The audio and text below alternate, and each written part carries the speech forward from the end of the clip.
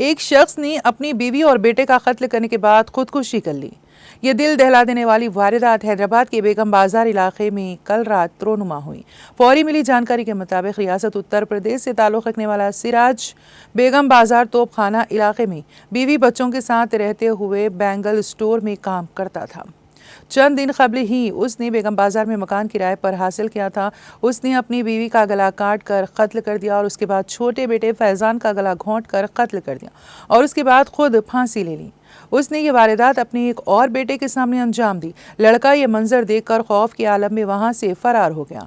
बीवी और बेटे के कत्ल के बाद सिराज ने फांसी ले ली। मालूम हुआ है कि पुलिस को मुकामी वाक़े से खुदकश नोट बरामद हुआ। शौहर अपनी बीवी के किरदार पर शक करता था। इसी मसले पर कल रात शौहर और बीवी के दरमियान झगड़ा हुआ और उसने ये वारदात अंजाम दी। मजीद तहकीकात जारी हैं। पुलिस ने लाशों को पोस्टमार्टम के लिए उस्मानिया जनरल हॉस्पिटल के मुर्दा खाना मुंतकिल कर दिया।